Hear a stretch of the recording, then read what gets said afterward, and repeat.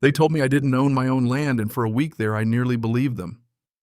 No, really, picture this. I'm standing on my porch, coffee gone cold in my hand, and some woman in a pearl jacket with a clipboard is telling me I owe thousands to a group I've never heard of.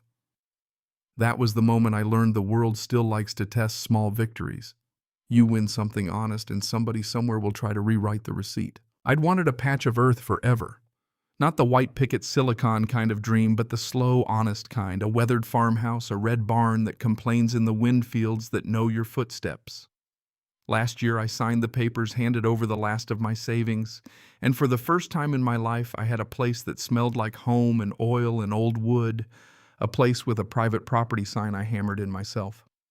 I told folks I was done moving, that I'd finally traded the long commute for a porch with a view. Then a month later, Karen showed up. She had that particular kind of smile that's practiced to slice your patience into thin, polite strips. Homeowners Association, she said, like it was a title the gods bestowed at birth, and she handed me what looked like the universe's angriest stack of printed paper. Demand for payment, fines, color violations, as if the red on my barn had offended someone's interior decorating sensibilities. When I tried to explain that my farm predated their subdivision by decades, she just repeated the same line: "Pay up, or we'll start eviction proceedings." Eviction proceedings. From my own land. If you've never heard those words directed at you, I'll tell you it hollers at the parts of you that think the world is fair. At first I thought it was paperwork gone absurdly wrong, the kind of bureaucratic stumble that's solved with a phone call and someone saying sorry. But then the letters got nastier, and one evening I looked out and there they were, Karen and 3 others, standing along my fence line like they'd come to inspect a museum display. They pointed, they muttered, they took pictures. It felt less like a complaint and more like an inquisition. So I stopped hoping for a simple apology and started hoping for documentation. I spent a lot of hours in rooms that smell like paper and old fluorescent lights. The county records office, the dusty vault where land doesn't get new opinions. It gets old ink. I learned more about my land in those days than I ever wanted to know. Plat maps with corners named like old friends, deeds signed with fountain pens that had long since run dry, zoning classifications that put fields and subdivisions in different boxes. I found a certified map from 1923 that made my chest hurt a little, not from the age of it, but because it was beautiful, in the way an honest thing is beautiful. The boundary lines on that map matched my fence, matched the deed, matched what my grandfather always said: you can't buy history, you can only inherit it. I'd inherited this, and I wasn't about to let somebody redraw it because they preferred straight rows and new paint. While I was elbow deep in county microfilm, the HOA escalated. Letters became phone calls. Phone calls became threats with legal buzzwords: lien covenant enforcement.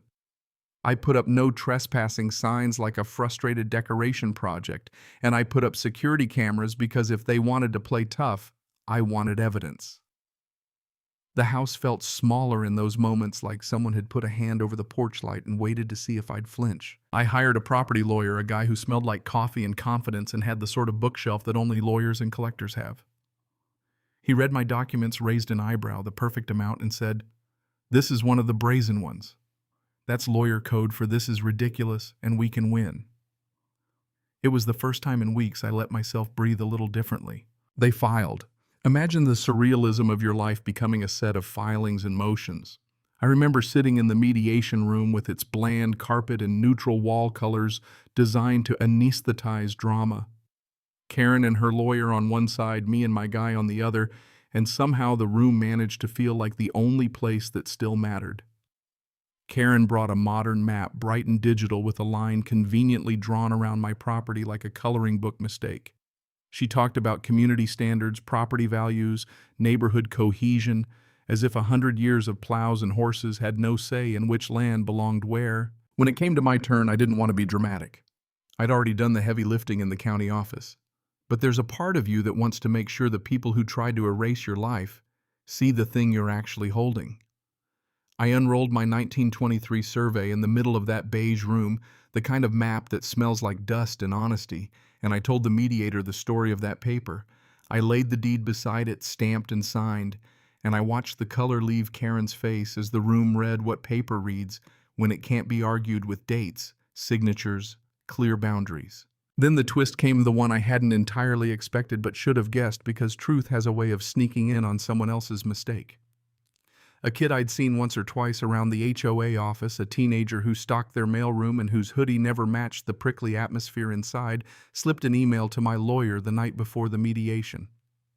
Jesse, the kid, had grown up near my farm. He'd worked odd jobs for the HOA during summers, and one day noticed something in their internal files, meeting minutes, a scanned map that didn't match the county's records, and the kind of note that reads like somebody telling themselves what they plan to do. The email was small and apologetic, and the kind of thing people send when they're suddenly aware of how history looks from the inside. It said, in essence, they knew. When my lawyer read it aloud in the room, something shifted. The mediator leaned forward. Karen's lawyer shuffled papers. You could see the movement in the air, from plausible deniability to the smell of being cornered. Jesse hadn't been a hero in the comic book sense. He'd been tired of watching a neighbor get bludgeoned by an organization that treated property like a checklist. But his little act of honesty made a big difference. It showed intent. It showed that what had been framed as an administrative snafu was actually a campaign. That changed the tenor of the whole mediation. The HOA tried to recover, to flail like a cornered animal, but records are stubborn things. The mediator asked for proof that predated my deed, and they had nothing. The map Karen presented was modern and self-serving, a neat line that conveniently swallowed my farm. My 1923 map, my deed, the zoning that defined my land as agricultural, they were all there like stubborn light. The mediator called it baseless. The phrase echoed in my head as we walked out. Baseless claim. My stomach, that had been knotted for weeks, loosened like a rope finally given a break. When I drove home that day, the field seemed impossibly wide. The light on the barn looked like someone had turned the saturation up on the world. You know that moment when you come up over a ridge and your whole town seems small and neat beneath the sky? It felt like that, only the town had been on the wrong side, and now it was right. You hear people say justice is served like it's a meal at a diner, quick, expected, but walking back onto that porch felt more like the slow, honest work of rewriting expectation. I hadn't only saved paint and posts. I'd defended a piece of family, a patch of lived memory. That matters. News traveled. Small towns talk even when you don't want them to, and apparently HOA boards have reputations that travel too. A moving truck showed up outside Karen's house a few days later, not an accident. It turned out the board had finally had enough of the bad press, the legal bills, the smell of overreach, and she was pushed out. I won't pretend to feel saintly watching boxes go into a truck. People lose homes for reasons that break your heart. But there was a certain delicious symmetry in seeing the would-be bully pack up the things that fit into boxes, while my house, rooted in deeds and dirt, stayed exactly where it belonged. If there's a lesson here, it's not a sermon. It's the quieter, sharper kind. Records matter, persistence matters, and sometimes an old piece of paper will protect you more effectively than the loudest voice. Most of all, people matter: the kid who slipped an email, the lawyer who read the room, the mediator who bothered to ask the right questions. Power can look very tidy and official on paper, but it's fallible. And the quieter, grubbier work of standing up, showing up at county offices, reading old deeds, putting up signs, talking to strangers, that's the work that actually keeps things honest. Now, every night I watch the sunset from that porch, and it's sweeter for the fight. That light feels earned, not the romantic "I triumphed" kind, but the honest, I did the hard thing kind. I hang my hat inside the farmhouse, and sometimes, if the wind's right, I can hear the boards of the barn settling like the house is exhaling. I don't tell this story to brag. I tell it because people ask me now, over fences and coffee, what to do when the system looks tilted. The short answer is document, document, document. The longer answer is be ready to be patient, be ready to be stubborn, and if you can find the kid who knows where the files are kept. So here's what I want to know from you.